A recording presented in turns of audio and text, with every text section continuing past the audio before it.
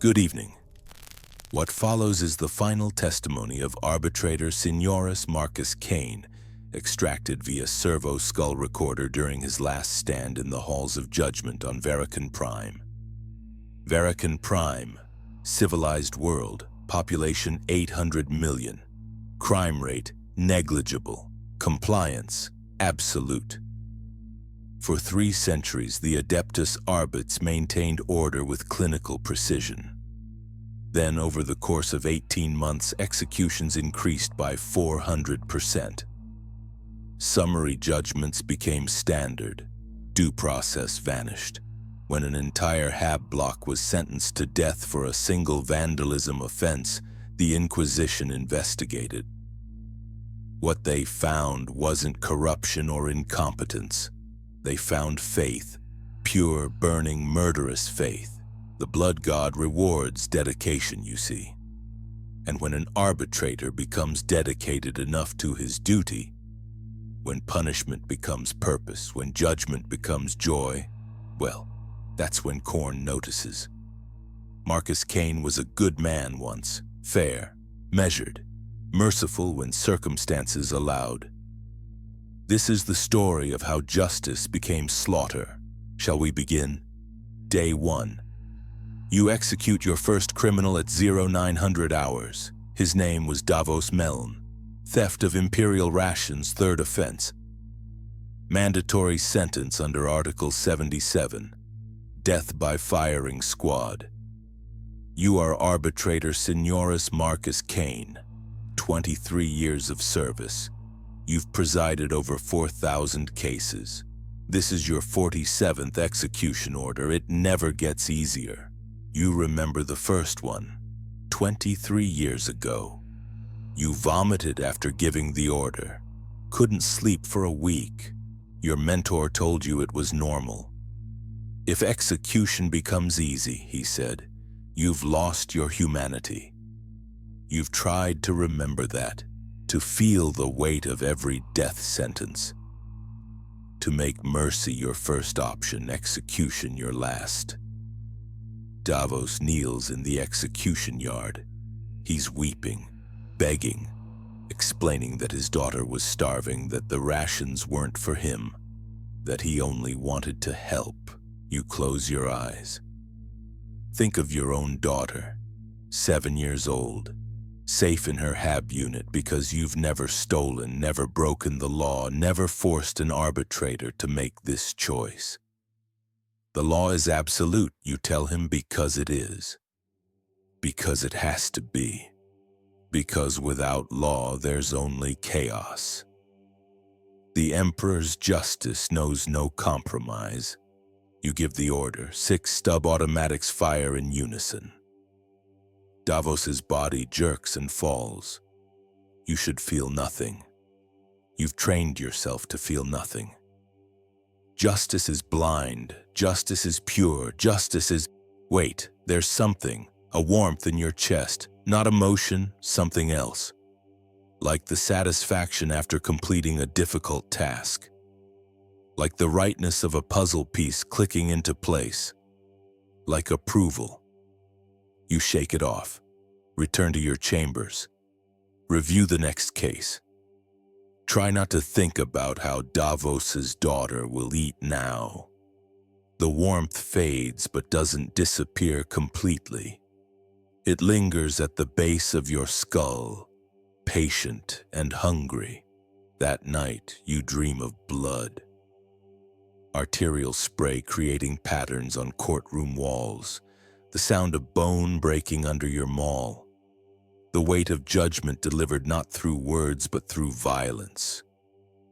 You wake at 0400 hours in cold sweat, disturbed and frightened. You tell yourself it was just a dream. You tell yourself the warmth means nothing. You tell yourself you're still a good man. Day 14. The cases are getting worse, not in severity, in clarity.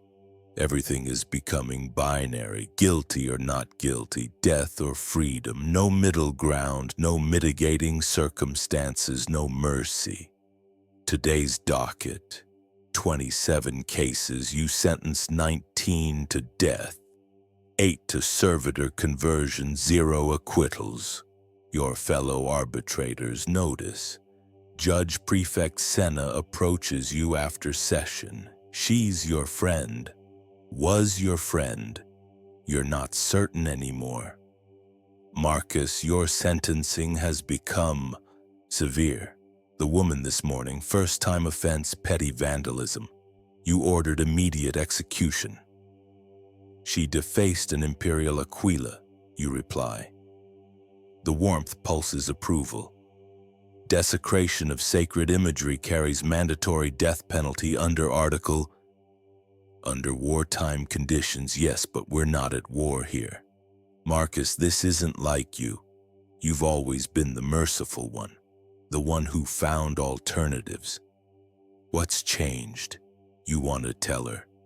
Want to explain about the warmth, about the dreams, about how justice is starting to feel good in a way it never has before.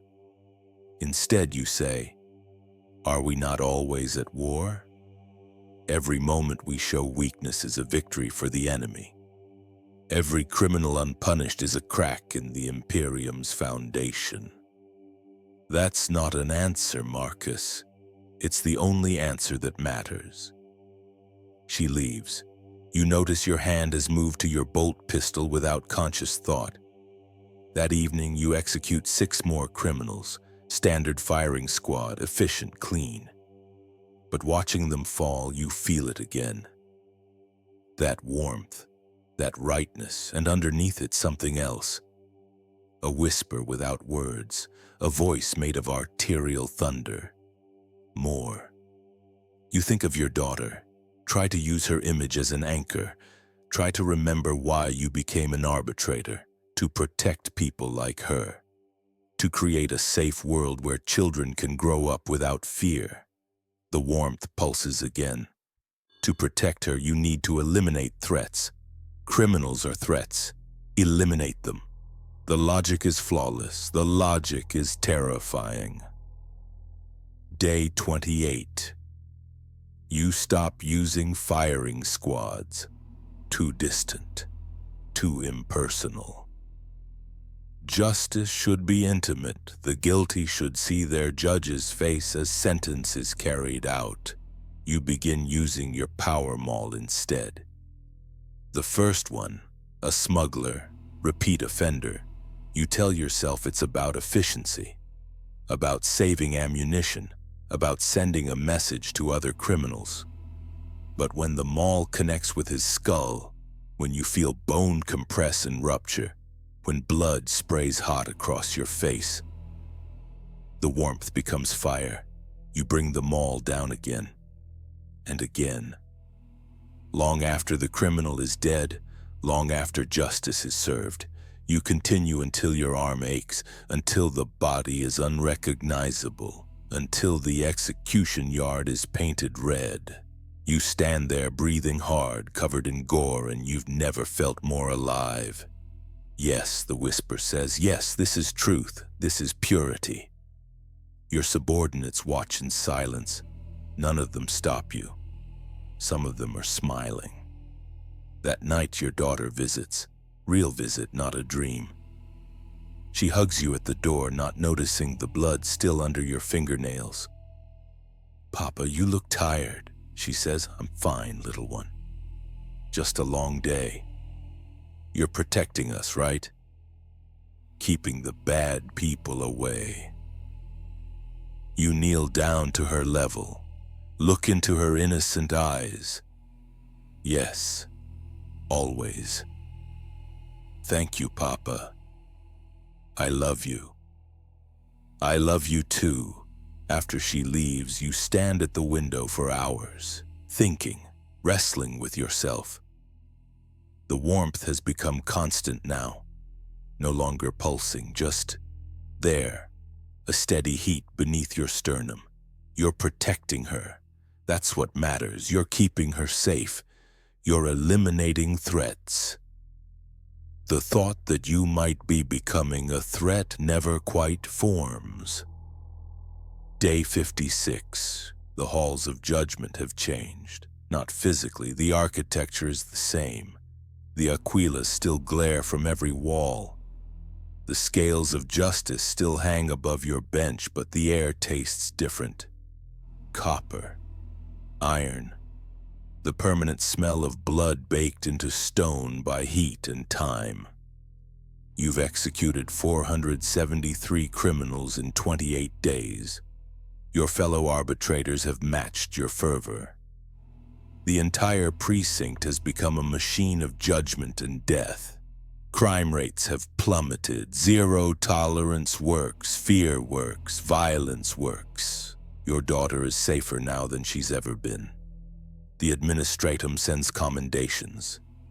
Verican Prime has become a model of imperial law enforcement. You no longer use the mall exclusively, too limiting, too slow. Now you use your hands. There's something pure about it. No weapons, no technology, just flesh against flesh, bone against bone, your strength against their life. Today's first criminal, a man who spoke against the administratum, you strangle personally. Watch his eyes bulge. Feel his windpipe collapse beneath your thumbs. See the moment life leaves and judgment is complete. The fire in your chest roars approval. The whisper has become a voice, deep, resonant, made of rage and laughter and the sound of mountains grinding to dust. Do you hear me, Judge? Yes, you whisper back. Do you know my name? You do. You've always known. You just wouldn't let yourself acknowledge it. Khorne, you say, and the word tastes like blood and victory. And what do I demand? Skulls, you answer. Your own voice sounds strange now, deeper, resonant with certainty. Skulls for the skull throne. Then provide them. Make mountains of bone. Drown the stars in blood. Show them what justice truly means. You think of your daughter one last time. Try to hold her image. Try to remember why you wanted to protect her. But the fire is too hot now, the voice too loud, and she's safe anyway. Safe in a world you've cleansed with violence. Safe because you had the strength to do what needed to be done. Safe. The thought comforts you as it dies. Day 70. The Arbite's precinct has become a fortress of bone. The walls are decorated with skulls now. Thousands of them. Criminals, yes, but also witnesses, families who complained, fellow arbitrators who questioned, anyone who suggested mercy. Mercy is weakness. Weakness is heresy. Heresy is death. The math is simple. You no longer hold formal trials. Why bother? Everyone is guilty of something. Better to simply execute first and skip the pretense of investigation. Your precinct has become the most efficient in the sector. No backlog, no appeals, no delays, just judgment. Pure and red and final. Judge Prefect Senna comes to your office. She's one of the last holdouts, still insisting on trials, still showing mercy. Marcus, this has to stop. The administratum is asking questions. The Inquisition will come. You know they will. Let them. Marcus, please. I know you. I've served with you for 15 years. You have a daughter. Think of her. What happens when the Inquisition declares you traitor? What happens to her? The fire stutters. Your daughter, safe. You made her safe. But if the Inquisition comes, she is a weakness, the voice says. Eliminate all weakness. No, you say aloud. Senna steps back. Marcus? Not her, never her. Then you are unworthy. The fire in your chest becomes agony, burning, demanding, screaming for blood. You look at Senna, at your friend, at the last connection to who you were. Run, you tell her. She does. You let her. The voice roars disappointment, but you endure it. One final act of resistance, one last piece of the man you were. You don't execute your daughter, you don't hunt Senna, but you execute everyone else. Day 84. The Inquisition arrives at noon. 3 ships, 2 companies of Astra Militarum, Inquisitor Vrel herself flanked by a full kill team. They broadcast demands for surrender, for you to submit to questioning, for the precinct to stand down. You respond by executing 7 criminals in the courtyard. Let them see, let them know. Justice never surrenders. Your arbitrators, no, your warriors now, your brothers in blood, prepare for siege. 250 Arbites, all touched by the voice, all dedicated to the purity of violence. You meet them in the Hall of Judgment. Your armor is red now, not painted, just red. Soaked through with so much blood it will never wash clean. They call us heretics, you tell your warriors. They call us traitors. They say we've abandoned the Emperor. You draw your bolt pistol, your power maul. But we have never been more loyal. The Emperor demands order, we provide it. The Emperor demands justice, we deliver it. The Emperor demands strength, we embody it. The warriors roar approval. The sound echoes off walls decorated with skulls, with bones, with the physical proof of judgment delivered. Let them come, you say, and your voice carries the voice's resonance. Let them see what justice truly means. Let them learn that judgment cannot be questioned, cannot be stopped, cannot be defeated. Let them bleed. Blood for the blood god, someone screams. Skulls for the skull throne, another answers. The Inquisition breaks through the outer walls at 1400 hours. You meet them at the first choke point. 30 warriors at your back, the killing ground you've prepared for exactly this moment. The guardsmen enter, 50 of them, flak armor, laze guns, standard infantry, lambs for slaughter. Fire, their sergeant screams. The first volley hits your warriors. 3 fall immediately, body shots, kill shots, but you don't fall. You charge, the power maul screams to life in your hand. You bring it down on the first guardsman's helmet. The impact caves in the plasteel, caves in the skull beneath, caves in the life behind the skull. 1 skull for the throne. The second guardsman fires point blank. The last bolt scorches your armor but doesn't penetrate. You grab his rifle, rip it from his hands. Smash his face with it until bone fragments spray like confetti. 2 skulls. A third fires. 4th. 5th. Lost fire everywhere. The air smells like ozone and burned meat. You take hits. Shoulder, leg, side. The pain is exquisite, not suffering. Pleasure. Each wound is proof of battle. Each scar is a prayer. You kill the third guardsman with your hands. Fingers in his eyes, thumbs in his throat. His skull comes away with a wet crack. 3. The 4th tries to run. You catch him by the collar, drag him back. Your maul crushes his spine, his chest, his head. You don't stop swinging until there's nothing left but pulp. 4. The last fire intensifies. You're surrounded now. 20 guardsmen firing from all sides. Your warriors are falling, dying, offering their skulls to the throne. But you're still standing. You charge the sergeant. He's good, trained, professional, firing in controlled bursts. 3 bolts hit your chest plate, crack it, penetrate. You feel your lung collapse. Feel blood filling your chest cavity. Feel your body starting to fail, but the voice is singing. Khorne is watching, and you're not done yet. You reach the sergeant, grab his head, twist. His skull resists. Neck muscles stronger than expected. He's still fighting. Good. You twist harder, feel vertebrae separate.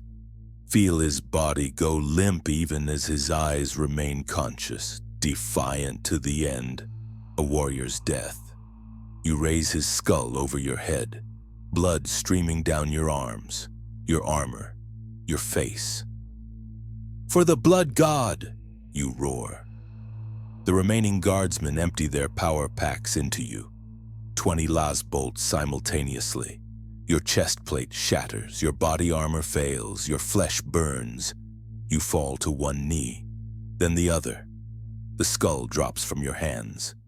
Behind the guardsman, you see her, Inquisitor Vrel, flanked by her kill team, watching, judging. "Marcus Kayn," she calls out. "In the name of the God Emperor, I pronounce you excommunicate traitorous. Your soul is forfeit. Your name is stricken. You die a traitor and a heretic." You smile, blood on your teeth, victory in your chest. "I die," you say, voice wet with lung blood, having served faithfully, having delivered justice, having cleansed the weak and punished the guilty. You look up at the sky, at the stars beyond the ceiling, at the place where the blood god watches from his brass throne. "I gave you skulls," you whisper. "Thousands of skulls, mountains of bone, oceans of blood. Did I serve well?" the voice answers. One final word, the only word that matters, worthy. You die at 1447 hours, 17 las wounds to the chest, 4 to the head. You die smiling, die knowing you served faithfully, die hearing the blood god's approval. Your daughter will learn of your death, will be told you were a traitor, will grow up carrying the shame of your name. But you kept her safe. For 70 days, Verican Prime was the safest world in the sector, and that has to count for something. Final transmission. Ordo Hereticus classified report Vericon Prime Arbit's precinct compromised. Khornate corruption identified. 253 arbitrators executed in combat. Imperial casualties, 73 guardsmen, 2 inquisitorial acolytes. Kill team injured but functional. Civilian casualties, 4,072. All killed during judicial proceedings over 84-day period. Arbitrator Signorus Marcus Kayn, killed in action. Posthumous excommunicate traitoris declared. Name stricken from all records. Daughter placed in Schola Progenium under monitored observation. Pattern analysis. Corruption vector unknown. No warp anomaly detected. No demonic incursion recorded. No obvious infection point. Hypothesis: Khornate corruption through duty itself. Subject's dedication to law enforcement twisted incrementally into bloodlust. Each execution strengthened bond with the blood god until distinction between justice and murder became meaningless. Subject demonstrated final resistance. Failed to eliminate daughter despite voice's demand. Permitted ally Judge Prefect Senna to escape. These acts suggest residual humanity. Conclusion? Partial resistance possible but insufficient to prevent corruption.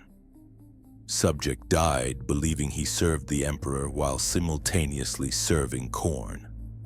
Warning: similar patterns identified in 3 other Arbites precincts across Segmentum Obscurus, all characterized by increased execution rates, decreased trial duration, elimination of appeals process, personal participation by judges in executions.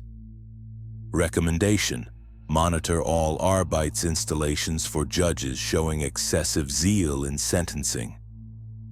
Philosophical note: the line between righteous violence and Khornate worship is thinner than comfortable. The Imperium demands both absolute adherence to law and absolute willingness to kill. When those demands merge perfectly, when duty becomes indistinguishable from slaughter, that's when he claims them. Transmission ends. Well then, rather savage, wasn't it? Marcus Kayn believed in law, in order, in justice, everything the Imperium teaches its servants to value. He had a daughter he loved, a friend he respected, a code he tried to honor. But justice requires punishment, and punishment requires violence, and violence, when pursued with sufficient dedication, becomes its own reward. That's Khorne's genius. He doesn't need to corrupt you with promises of power. He simply waits for you to love your duty too much, to find satisfaction in righteous violence, to feel joy when the guilty fall. And then, one day you realize everyone is guilty. I do hope you're not the sort who finds satisfaction in punishment, who feels vindicated when wrongdoers suffer, who believes justice is best served through pain. Because that's how it starts. With righteousness, with certainty, with the absolute conviction that you're protecting the innocent. And it ends with mountains of skulls and a God who smiles at your dedication. This has been Tales of the Ordo Obscurus. Sleep soundly. And if you dream of judgment, of courtrooms running red, of the satisfaction of delivering punishment with your own hands, remember, the Blood God is always watching, and he appreciates dedication. Good night.